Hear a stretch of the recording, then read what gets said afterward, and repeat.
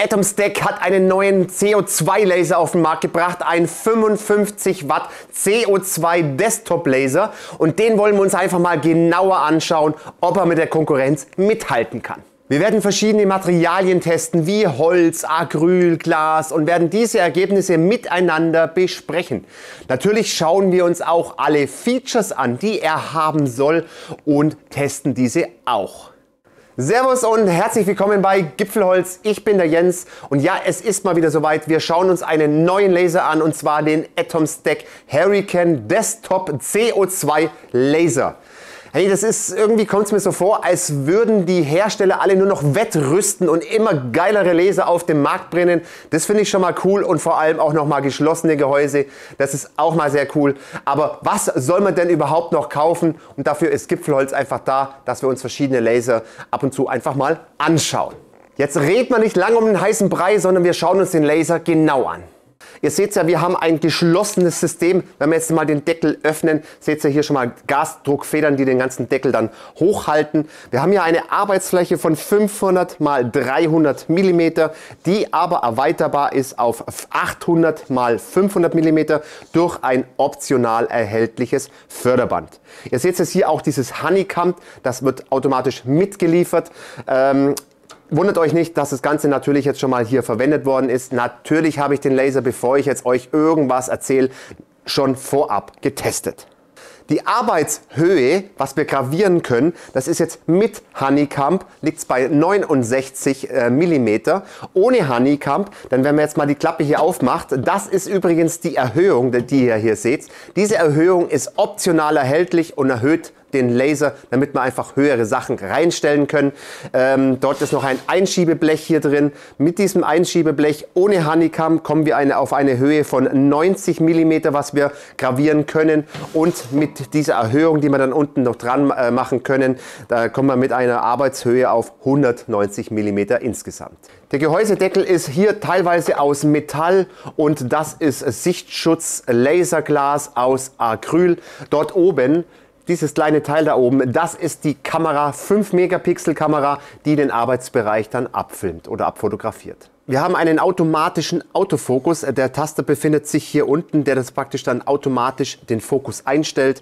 Wir können das Ganze aber auch manuell bedienen durch dieses kleine Rädchen mit Auf- und Abbewegung. Ist überhaupt kein Stress. Und wir haben da an der Seite noch 3 verschiedene Höheneinstellungen, wenn man das wirklich noch mal ganz weit runterschieben will oder ein bisschen höher schieben will. Ist auch noch manuell zum Einstellen. Den Autofokus kann man über die Software bedienen oder über einen Taster am Gehäuse. Wenn man das Gehäuse mal abmacht vom Laserkopf, dann seht ihr hier auf jeden Fall schon mal die Linse, und das ist der verbaute Spiegel. Beim CO2-Laser ist es ja so, dass wir 3 verbaute Spiegel haben. Der Laserstrahl wird nämlich im hinteren Bereich erzeugt durch die Röhre, und die werden wir uns nachher noch mal anschauen. Ihr seht dann auch hier den Air Assist Schlauch, denn er hat auch einen verbauten Air Assist mit drin an Bord. Und vor allem dieser gleiche Schlauch ist auch für das automatische Löschsystem. Der hat nämlich ein Löschsystem verbaut, wo dann praktisch durch diesen Air Assist Schlauch Wasser sprühen kann. Im hinteren Bereich des Gehäuses seht ihr noch einen Abluftventilator, der natürlich die schlechte Luft aus dem Gehäuse befördert. Hier oben seht ihr noch mal 2 Tasten, einmal für Pause drücken, einmal für den Autofokus, das ich vorher gemeint habe. Dann noch 3 verschiedene Status-LED, wie zum Beispiel Wassertemperatur, und die ändern auch ihre Farbe, je nachdem welchen Status wir gerade haben, und ihr könnt es hier nachlesen. Rechts am Laser noch ein Notaustaster. Wir können noch den ganzen Laser auch absperren mit Schlüssel, Einschalter und den Netzanschluss. Auf der gleichen Seite befindet sich der Wassertank. Der Laser hat nämlich ein integriertes Wasserkühlsystem für die Röhre, die Laserröhre. Da müsst ihr dann destilliertes Wasser einfüllen. Das entnehmt aber bitte der Bedienungsanleitung, wie viel da reingehören. Und bedenkt bitte auch, je nachdem, wo der Laser steht, wenn es jetzt irgendwo im frostschutzsicheren Bereich ist, ist kein Problem, nur destilliertes Wasser reinzutun. Sollte das aber irgendwo gefrieren können, müsst ihr noch zusätzlichen Frostschutz mit einfüllen.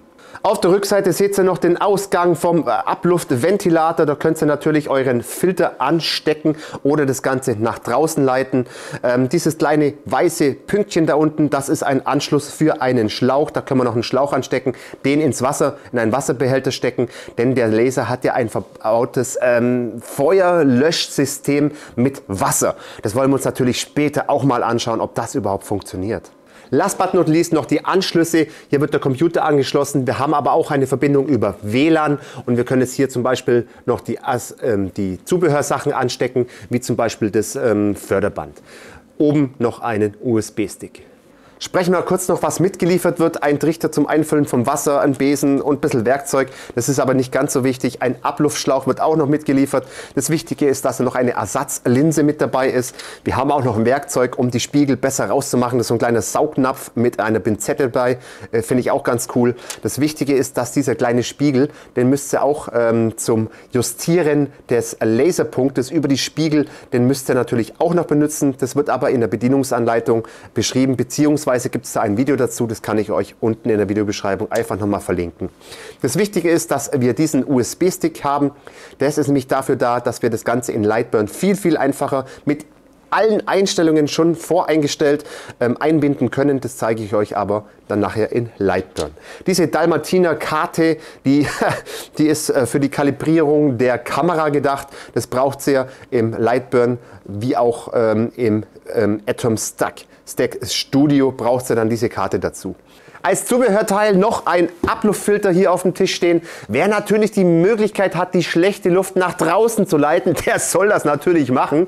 Aber wer nicht die Möglichkeit hat, zum Beispiel jetzt im Keller hockt oder die Fenster nicht öffnen kann oder, der soll sich natürlich so ein Filtersystem kaufen.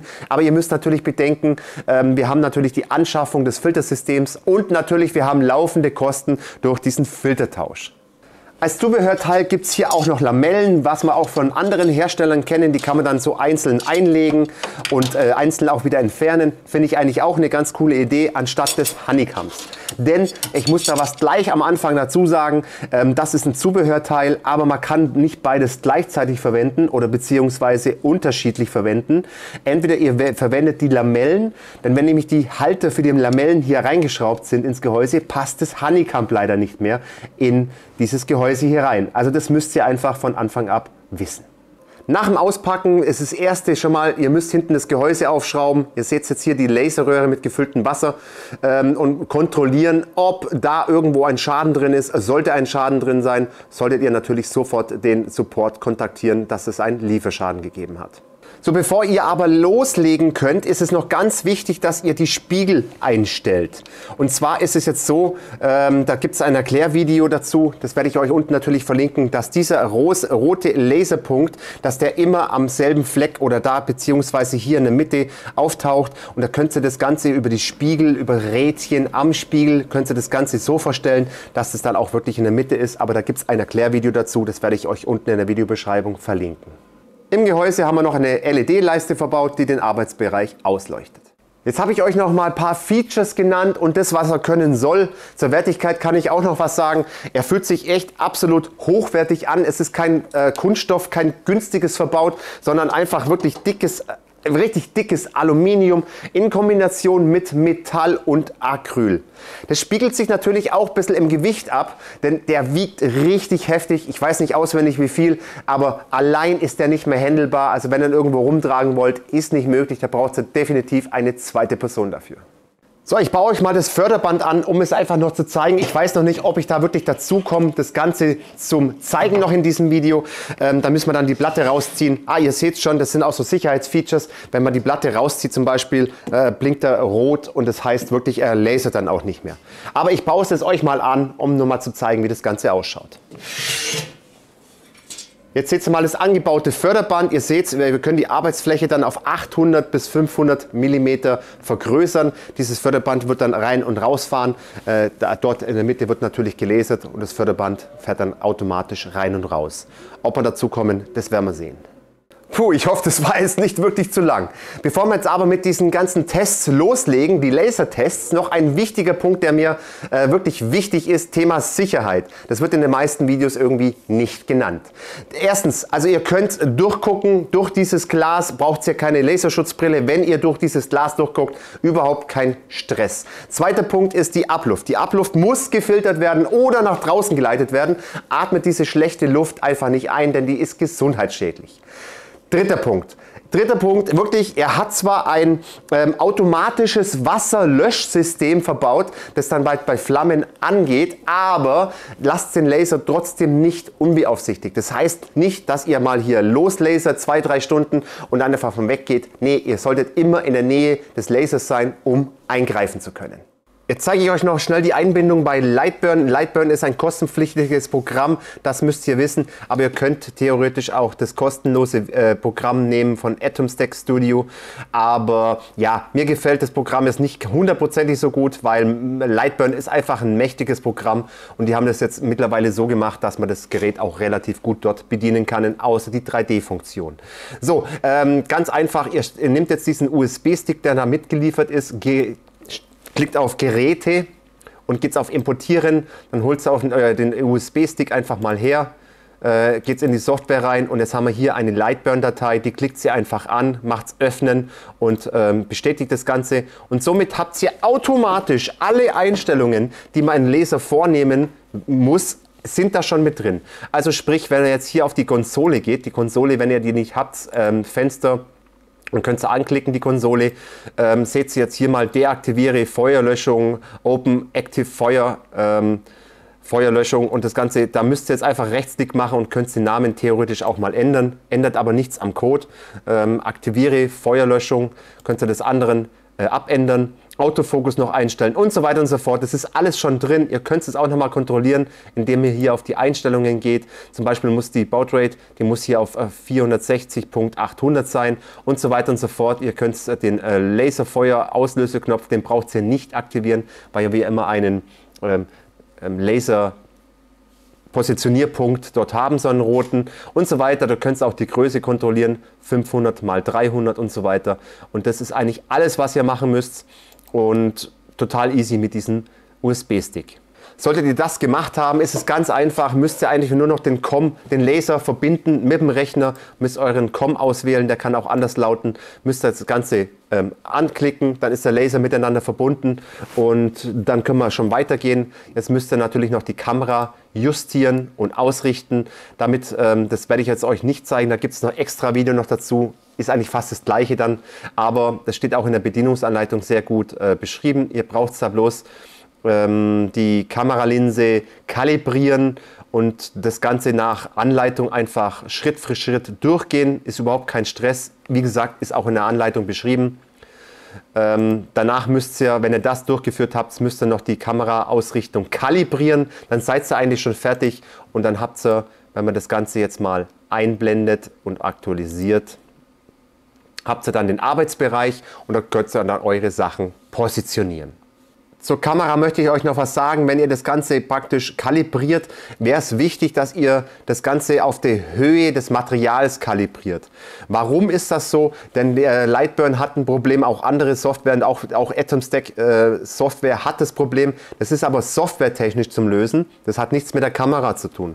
Und zwar ist es auch im Lightburn ein Problem, wenn ich jetzt hier dickere Sachen, höhere Sachen einlege. Zum Beispiel 20, 30 Millimeter dicke Sachen, dann stimmt die Kameraposition nicht, weil ich ja näher an der Kamera bin und somit habe ich einen Versatz einfach da. Das müsst ihr bitte bedenken, dass es nicht an der Kamera liegt oder am Gerät liegt, sondern einfach nur an der Software liegt, dass praktisch die Software das nicht automatisch anpasst, umso höhere Sachen ich da einlege. Also das müsst ihr einfach bedenken und deshalb empfehle ich euch einfach ein bisschen höher das Ganze zu machen, auszulegen. Also ihr legt nichts Flacheres rein wie 4 mm, 5 mm, dann justiert oder kalibriert doch die Kamera auf diese Höhe. Boah, jetzt geht's aber ab mit Lasern, genug geredet, Wahnsinn. So Leute, aber die ganzen Werte, die ich jetzt im Video verwende für die Sachen zum Lasern und vor allem die Speed- und Power-Tests, die könnt ihr wieder kostenlos auf meiner Homepage nachlesen und downloaden. Den Link zur Homepage findet ihr unten in der Videobeschreibung. Viel Spaß!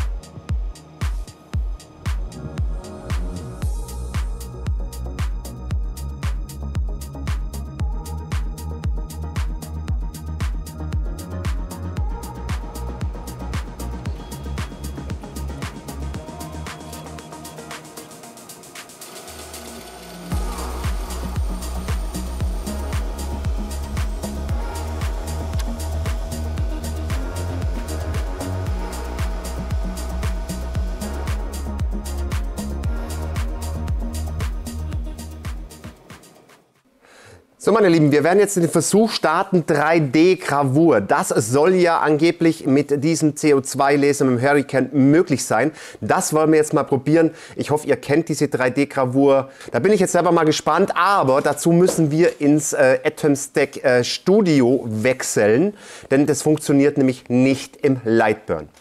Und da müsst ihr jetzt erstmal einige Einstellungen vornehmen, und zwar, ihr müsst von Sekunde auf Minute umschalten. Warum auch immer, es funktioniert nicht mit Sekunde. Da ist noch ein kleiner Bug in der Software drin, das wird bestimmt auch bald geändert. Gut, um so 3D-Dateien zu erstellen, kann man auch selber erstellen. Da habe ich mal ein Video dazu gemacht. Das habe ich zwar für einen Mopa-Laser gemacht, das können Sie hier mal sehen. Hier ist der Mopa-Laser und dort erstelle ich auch Tiefengravuren, Dateien, die funktionieren auch. Also dort zeige ich es, wen es interessiert, wie man die Dateien erstellt, könnt ihr gerne mal auf dieses Video gucken. Aber wie gesagt, ich benutze, um die Dateien zu lasern, natürlich einen Mopa-Laser. Aber das macht nichts, die Erstellung ist gleich. Gut, jetzt gehen wir nochmal ins Studio zurück, und wenn ihr da jetzt mal nichts erstellen wollt und einfach mal das Ganze probieren wollt, könnt ihr hier auf Sachen gehen, und da gibt es dann verschiedene Tiefengravuren-Sachen. Ihr seht es selber, alles was schwarz ist, wird tief graviert, alles was, ich sage jetzt mal, weiß ist, wird nach oben graviert, und alles was tief ist, wird nach unten graviert. Gut, dann ziehen wir uns einfach mal irgendwie eine Datei raus und passen die jetzt einfach mal an, nochmal die Kamera aktualisieren. Ich habe da jetzt einfach Sperrholz reingelegt, und damit wollen wir es einfach mal probieren. Und ziehen wir mal die Datei einfach mal so da irgendwo dahin. Und ja, dann müssen wir die Leistung einstellen. Ich weiß selber noch nicht, was ich mache. Ich mache jetzt mal 40% und eine Geschwindigkeit, da können wir recht mich Gas geben. Jetzt muss ich immer wieder umrechnen, Minuten und Sekunden. Also hier 40.000 Millimeter pro Minute. Das lassen wir auch mal so eingestellt, dann dauert es nicht ganz so lang, denke ich mal. Ich denke, wir können jetzt einfach mal losschießen und lassen uns überraschen, was am Schluss rauskommt.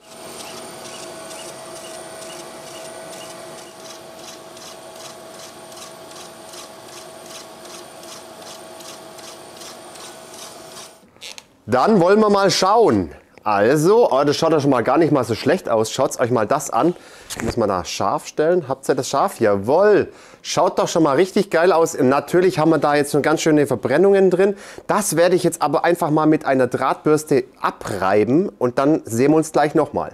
So schaut das Ganze jetzt gereinigt aus mit einer weichen Drahtbürste. Ich finde es richtig geil. Was sagt ihr dazu? Schreibt es mal unten in die Kommentare rein. Und vor allem, ich weiß nicht, ob ihr das auf dem Film hier erkennen könnt. Das sind nicht nur Tiefengravur, weil da muss ich ja nur ein paar Mal drüber gehen, um das gleiche zu erreichen. Nee, das ist auch richtig, ich sage jetzt mal, leicht gewölbt. Also man kann es, glaube ich, nicht erkennen, auch nicht, wenn man schräg hält, gell? Ich weiß es nicht direkt. Aber ja, die hellen Stellen sind wirklich oben, und die dunkleren Stellen sind tiefer und so leicht gewölbt. Kommt richtig cool rüber. Ich denke mal, da kann man noch ein bisschen mit den Einstellungen spielen, um da noch bessere Ergebnisse zu erzielen. Aber ich finde es jetzt echt mal nicht schlecht. Was sagt ihr dazu? Gut, Leute, wir werden jetzt auch noch mal was versuchen, und zwar hat dieses Gerät ja eine automatische Feuerlöschfunktion, nicht mit CO2, und jetzt passt auf, das Ganze funktioniert mit Wasser. Dazu muss ich einen Wasserbehälter hinten hinstellen und den Schlauch anstecken, den Schlauch ins Wasser reintun, und dann soll das funktionieren. In der Konsole können wir nämlich das Ganze aktivieren, Open Active Fire Löschsystem, und das kann man das Ganze deaktivieren, und ihr müsst das Ganze aktivieren natürlich, drückt sie einmal da drauf und gut ist. In der Kamerasteuerung haben wir jetzt gerade mal Overlay aktualisieren. Ich habe hier einen Strich vorbereitet. Wir werden jetzt einen Brand simulieren. Ich mache da jetzt einen Schnitt auf Eiche. Das ist Eiche da drin. Diesen Schnitt, den werden wir ganz langsam fahren mit hoher Leistung, dass da irgendwie Feuer entsteht. Und den Air Assist werde ich ausschalten, damit es auch nochmal wirklich anfängt irgendwo zu brennen, und wollen mal schauen, ob das Ganze löschbar ist. Jetzt gebe ich euch noch einen kleinen Tipp, und zwar kann man dort mit einem Befehl, diesen Befehl, den ich jetzt hier habe, kann man noch die Intensität des Feuersensors einstellen. Sollte er dann bei euch nicht melden, müsst ihr diesen Wert nach unten stellen. Ich habe ihn jetzt auf 40 gestellt. Diesen Wert werde ich euch auf meine Homepage packen. Da könnt ihr euch rauskopieren, diesen Wert. Den Link zur Homepage findet ihr natürlich unten in der Videobeschreibung. Und wir werden jetzt einfach mal schauen, ob er anfängt zu löschen.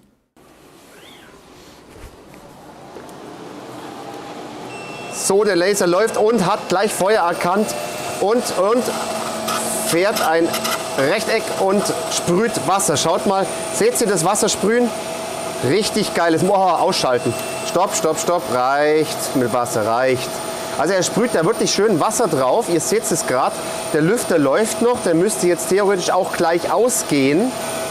Der Air Assist ist noch an, denn das Wasser wird nämlich durch den Air Assist geleitet. Und der wird jetzt noch trocken geblasen. Also ihr seht, das Holzstück ist komplett nass. Das sieht man ja, genau, prima. Und jetzt merkt man gerade noch, der Lüfter ist ausgegangen und der Air Assist wird jetzt gerade noch trocken geblasen, damit da kein Wasser dann drin ist. Das hat ja echt mega funktioniert. Ihr seht es gerade hier noch, das Wasser unten drin. Das Holz ist nass, mega. Aber ich muss noch mal was zu diesem Wert sagen. Ich habe diesen Wert ja auf 40 runtergestellt. Das ist diese Codezeile hier. Kann man ja runterstellen auf 40. Ich würde es euch nicht empfehlen. Lasst diesen Standardwert von 74 drin. Ich habe es jetzt auch wieder zurückgestellt. Ich habe es euch jetzt nur zeigen wollen, damit es auch bei der kleinsten Flamme angeht, dass das Wasser sprüht. Und deshalb dieser Wert, der vom Werk aus eingestellt worden ist, von Atomstack, ist dann schon richtig, weil das dann ja so ein Zwischenwert ist, damit die Maschine nicht kaputt geht. Das ist auch dann nicht die kleinste Flamme erkannt, also ist so ein Zwischenwert drin. Und deshalb empfehle ich es euch einfach drin zu lassen. Wer natürlich jetzt diesen Wert ändern will, der kann dann schon noch ein bisschen weiter runtergehen. Deshalb stelle ich euch ja diesen Code zur Verfügung auf der Homepage. Aber lasst einfach so diese Standardwerte drin, das funktioniert dann schon. Boah, cool, das hat jetzt mal richtig Spaß gemacht. Wir haben so einiges gelasert, ihr habt es ja gesehen, ich habe es jetzt mal hier aufgebaut und wir werden das jetzt gemeinsam ein bisschen durchgehen.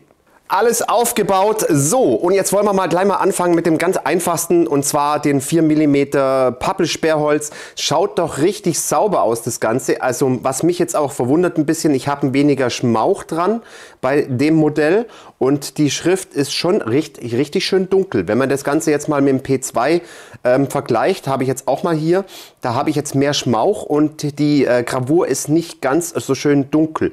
Aber der P2 hat ein bisschen mehr geschafft von der Leistung her.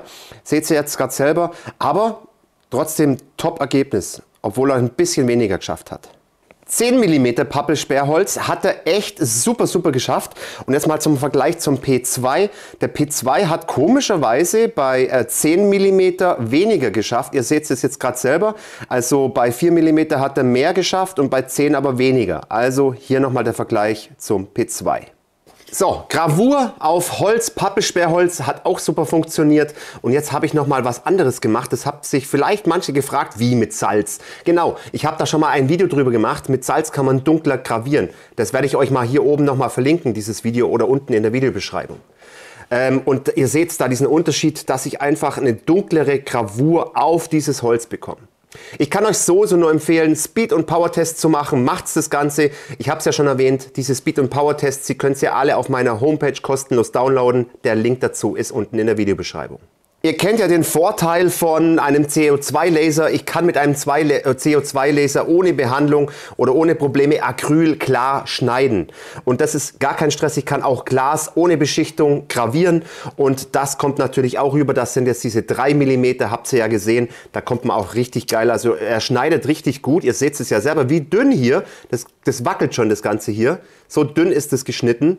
Dieses 3 mm Acrylglas kommt auch echt top raus. Ebenso die 5 mm sind es genauso, ist aber überhaupt kein Stress, da durchzukommen. Ebenso auch das sind jetzt 10 mm. Ihr seht diesen Schnitt, der ist wirklich echt absolut sauber geworden, dieser Schnitt. Das sind 10 mm und das Maximum, was er schafft, das hat er auch geschafft, das sind diese 20 mm. Und ihr seht es selber, der Schnitt ist auch noch echt relativ gut von der Sauberkeit her. 20 mm. Wenn wir schon beim Schneiden waren, 18 mm Fichte war auch gar kein Problem. Stressfrei durchgekommen. Also alle Werte findet ihr auch auf der Homepage. Was auch noch richtig cool ist, ist diese 3D-Funktion, Gravurfunktion. Das geht aber nur im Atomstack Studio. Das geht nicht im Lightburn, also müsst ihr das auch noch verwenden. Aber ich finde, das kommt mal richtig cool raus, wie ihr diese Bilder erstellen könnt. Ihr könnt auch selber Bilder erstellen. Das habe ich in einem anderen Video mal gezeigt, wie man solche Bilder selber, Tiefengravuren, Datei erstellen kann. Die braucht ihr nämlich dazu. Oder ihr verwendet halt die Vorlagen vom Atomstack Studio. Da könnt ihr einige rausziehen. Aber dieses Video werde ich euch auch noch mal hier oben oder unten in der Videobeschreibung auch nochmal zusätzlich verlinken. Leute, ihr seht, das ist Gipfelholz. Es gibt so einige Videos, denn das ist auch nochmal so ein Fall. Ich habe hier Alu markiert mit dem CO2-Laser. Das ist natürlich normalerweise nicht möglich. Man kann Metall nicht markieren, außer Edelstahl direkt. Das funktioniert auch mit dem CO2-Laser, aber mit dieser Variante, mit diesem Folienspray, habe ich auch ein Video dazu gemacht. Schaut es auch mal an. Das funktioniert auch mit einem CO2-Laser und ihr könnt Aluminium und Metalle markieren. Also nicht aufpassen, nicht gravieren, sondern nur markieren. Diese Wäscheklammern finde ich auch ganz cool, haben gut funktioniert. Ja, also wer es braucht, auf jeden Fall kann man sich dann ans Hemd dran machen, wenn zum Beispiel Oktoberfest ist. Aluminium eloxiert funktioniert ja direkt, da kommt dann eine weiße Schrift dann drauf, egal welches eloxiertes Alu ihr habt, welche Farbe, kommt dann immer weiß raus. Finde ich auch ganz cool, wie das rauskommt, die Qualität ist echt top. Schiefer macht ja auch so richtig Spaß zum Gravieren und ihr seht mal diese Feinheit, also er graviert echt richtig schön sauber fein, muss ich echt zugeben. Glas direkt ohne Besprühung oder ohne Behandlung ist auch möglich, überhaupt kein Stress, ebenso auch wie durchsichtiges Acryl. Ich würde euch empfehlen, definitiv einen Speed Power Test zu machen, damit ihr das richtige Ergebnis rausbekommt. Habe ich gemacht und diese Werte habe ich dann da eingestellt und dann kam dieses tolle Bild raus und das ist wirklich auf Acryl entstanden und ihr müsst doch selber zugeben, diese Qualität, und ich muss mal ganz nah hin, solange es noch scharf bleibt, ist doch mal top. Und das Ganze auf Acryl, das wird natürlich auf der Rückseite graviert. Ihr seht es jetzt hier. Und das ist jetzt die Vorderseite und das schöne glänzende, das geht natürlich auch mit Glas, aber das kommt doch sowas von gestochen scharf raus. Was sagt ihr dazu? Könnt ihr gerne mal in die Kommentare schreiben. Last but not least noch ein cooles Multi-Layer-Bild. Wer das noch nicht kennt, der muss sich das mal anschauen. Das macht auch mit dem Hurricane richtig Spaß. Ich habe es bloß jetzt nicht mitgefilmt. Da kann man sich dann verschiedene Dateien, verschiedene Lagen an Holz sind das Ganze. Die kann man sich dann verschieden anmalen oder beizen und kann dann diese Sachen zusammenkleben. Und dann kommt dann so ein richtig cooles Bild raus. Ist doch auch mal richtig cool. Auf der Homepage findet ihr das, wo ihr dann solche Dateien herbekommt. Schaut da einfach mal drauf. So meine Lieben, ihr wartet bestimmt auf ein Fazit und das bekommt ihr jetzt mal. Ich habe hier Pros und Kontras einfach mal aufgeschrieben. Ich würde sagen, wir starten jetzt einfach mal mit den positiven Sachen. Die Gravurqualität, ihr habt es gesehen, ich finde die Gravurqualität echt top, was diese Maschine leistet. Auf Glas und auf Acryl, die Bilder und auch auf Schiefer. Es hat richtig gestochen scharf, kam das Ganze raus. Natürlich ist es auch klar, wie ihr die Bilder noch bearbeitet, aber trotzdem, wenn ihr richtige gute Bilder habt, ist echt top, wie da die Qualität rauskommt. Zur Wertigkeit kann ich auch noch was sagen. Er ist wirklich absolut wertig aufgebaut. Es ist eigentlich so gut wie nichts aus Kunststoff. Es ist alles Metall und Alu und hier oben noch Acryl. Das gefällt mir auch sehr gut. Also er ist es nicht komplett billig aufgebaut. Kommen wir zum Preis. Er ist günstiger als die Konkurrenz. Das auch. Wir haben eine Erweiterung auf 800 x 500 mm mit diesem, ja ich nenne es mal Förderband. Der Abluftfilter, der hat auch ganz gut funktioniert, also nur für die Leute, die im Keller lasern müssen, alle anderen rausleiten. Auch bei Acryl hat es relativ wenig gestunken, also Acryl ist so richtig heftig, um das Ganze zu lasern oder zu gravieren. Es stinkt richtig. Der Filter hat es relativ gut rausgefiltert, man hat aber noch so einen Geruch auf jeden Fall wahrgenommen. Bei Holz ist es überhaupt kein Problem. Noch ein weiterer Vorteil sehe ich darin, dass man diesen Laser auch in Lightburn nutzen kann. Lightburn finde ich einfach das beste Programm. Es ist ein mächtiges Programm. Es ist richtig cool, was man darin alles machen kann. Und die ganzen Funktionen, die funktionieren da auch. Aber natürlich jetzt die 3D-Gravur-Funktion, die funktioniert nur im Studio. Das funktioniert in Lightburn leider nicht. Die Sicherheitsfunktion finde ich auch noch ganz cool. Er hat ein paar Sicherheitsfeatures drin, aber das mit dem Wassersprühen, das habe ich auch noch nie irgendwo gesehen. Ich weiß nicht, kennt ihr das Ganze? Könnt ihr ja gerne mal unten in die Kommentare reinschreiben. Besser, das Werkstück ist nass als ein abgebrannter Laser. So sehe es ich. Also ihr könnt da auch wirklich, lasst den Laser niemals unbeaufsichtigt, dann könnt ihr auch noch ein bisschen eingreifen. Ich habe auch diesen Wert ja ein bisschen abgeändert, dass ich es euch früher zeigen kann. Der ist dann fast zu früh schon losgetriggert. Bei dem kleinsten Flämmchen ging es ja schon an. Ist ein bisschen übertrieben gewesen, aber wie gesagt, ihr könnt auch den Standardwert einfach drin lassen, dann müsste das hoffentlich doch auch ganz gut funktionieren.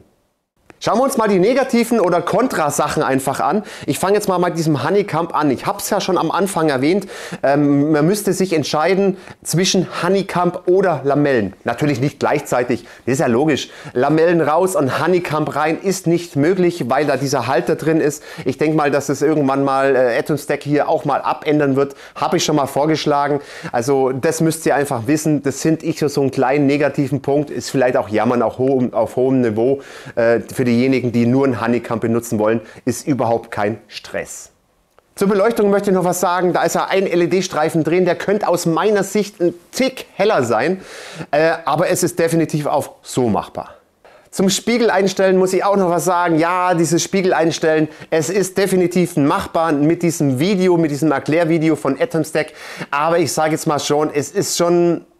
Man muss schon ein bisschen länger dran einstellen, bis es einfach passt. Das ist jetzt aber nicht schlimm. Ihr müsst den Spiegel ja nicht 100 Mal einstellen oder was auch immer, sondern ihr müsst es ja nur einmal einstellen und dann ab und zu einfach mal kontrollieren, vielleicht ein bisschen nachregulieren. Das ist überhaupt kein Stress. Aber da habe ich mir am Anfang auch immer gedacht, so, oh, das könnte ein bisschen leichter gehen. Aber das ist jetzt auch nicht, das ist vielleicht auch Jammern auf hohem Niveau. So, ein Kontrapunkt noch zur Kamera, zum Ausrichten des Ganze. Das hat aber nicht nur dieser Hersteller, der Atom Stack hier, das Problem mit dem Hurricane, das haben alle anderen Laser, fast alle anderen Laserhersteller, auch das gleiche Problem. Und zwar, ihr wisst ja, umso näher ich mit einem Werkstück an die Kamera komme, umso mehr Versatz habe ich. Denn ich komme ja näher wieder nach oben. Das ist bei den großen CO2-Lasern ist es ja anders gelöst, da fährt das Bett hoch und runter und du hast immer den gleichen Fokusbereich. Und das ist halt hier nicht so, weil ich komme dann, wie gesagt, mit dem Werkstück höher und dann kommt dieser Versatz. Das wäre softwaretechnisch eigentlich in Lightburn lösbar. Vielleicht kommt da mal irgendwann ein Update, wer weiß. Aber da muss es einfach angepasst werden. Und da müsst ihr einfach euch im Klaren sein, umso höher ich Sachen reinlege, umso mehr Versatz habe ich. Deshalb würde ich immer die Sachen auch nochmal zusätzlich kontrollieren, wenn ihr dann praktisch diesen Rahmen einfach abfährt. Ihr habt so einen kleinen Laserpunkt da, fahrt seinen Rahmen einfach ab und seid auf der sicheren Seite und dann funktioniert es auch mit dem Positionieren. Ein zweiter Punkt zur Kamera. Bei diesem Modell hier habe ich schon noch, und zwar, ihr wisst ja, die Kamera ist am Deckel angebracht. So, es ist mir aber was aufgefallen, wenn ihr den Deckel falsch öffnet, hört sich jetzt blöd an. Gewöhnt euch einfach an, den Deckel einfach an einem gewissen Punkt loszulassen, dass er praktisch in diese Position reinspringt und somit ist er immer am gleichen Fleck. Denn ihr könnt es ja euch vorstellen, wenn die Kamera hier am Deckel ist und ihr den Deckel die ganze Zeit hin und her wackelt, dann habt ihr einfach immer einen kleinen Versatz drin von der Kamera zum Werkstück. Das kann natürlich nie richtig funktionieren, also gewöhnt euch beim Öffnen einfach dran, diesen Deckel loszulassen, dann springt er auch in die Position, wo es eigentlich gehören soll und dann geht es relativ genau mit der Positionierung, aber nicht diesen Bewegung die ganze Zeit, weil dann springt die Kamera immer an eine andere Position hin und das ist natürlich so ein kleiner Kritikpunkt, das haben andere besser gelöst, dass die Kamera einfach fix verbaut ist. Aber gut, es ist jetzt, man muss nur wissen, wie man das Ganze bedient und dann hat es doch bei mir doch relativ gut funktioniert. Dann ist mir noch was aufgefallen, ich hatte noch mal ein paar Software-Bugs drin und es war gerade im Studio. Das wurde dann, ich habe dann Atom Stack angeschrieben, habe gesagt, hey, da ist noch ein Fehler drin. Die haben das darauf dann gleich mit einem Update bereinigt und es hat dann auch wirklich gut funktioniert. Also ihr seht, Atom Stack ist da schon hinterher, dass das Ding auch richtig funktioniert, auch in ihrer eigenen Software und gerne geschehen, Atom Stack. Das Förderband haben wir leider nicht mehr testen können. Das Video wird definitiv einfach zu lang. Deshalb, aber es muss einfach gut funktionieren, denn dieses ist ja nichts Neues, dieses Förderband. Dieses Förderband gibt es ja schon bei anderen Geräten und da funktioniert es ja echt top. Also sorry dafür. Das hört sich jetzt nach vielen Kritikpunkten an, aber mal ganz ehrlich Leute, kann ich ihn euch trotzdem empfehlen? Ich sage definitiv ja, denn ihr müsst einfach diese Preis-Leistung einfach ein bisschen abwiegen. Ja, es gibt auch andere Produkte, die sind deutlich teurer und haben auch mehr Features und ein paar Sachen, die einfach besser funktionieren. Aber ihr müsst es einfach abwiegen und für diese Preis-Leistung, die er hat, ist er absolut in Ordnung. Denn die Gravurqualität, die stimmt ja absolut. Ihr habt die Ergebnisse gesehen. Ich bin damit echt top zufrieden und das müsst ihr natürlich jetzt selber entscheiden. Leute, ich werde euch natürlich diesen Hurricane und alles Zubehörsachen unten in der Videobeschreibung einfach mal verlinken. Schaut da auch drauf und da findet ihr auch den Link zur Homepage. So, wir sind am Ende von diesem Video, mit diesem mega langen Video wieder. Leute, ich habe noch was vergessen zu erwähnen. Wenn ihr die Playliste anschauen wollt, da sind viele Lasersachen drin, da sind viele Lasertests drin, viele Tipps und Tricks zum Lasern. Schaut da einfach mal rein, da wird jeder bestimmt irgendwie fündig. Lasst dem Video doch einen Daumen da, würde mich darüber freuen. Unterstützt Gipfelholz dadurch, abonniert den Kanal. Wenn ihr das noch nicht gemacht habt, vergesst die kleine Glocke nicht, dann verpasst ihr auch kein Video mehr von Gipfelholz. Ich würde sagen, schöne Lasergrüße aus dem Allgäu. Bis demnächst. Servus.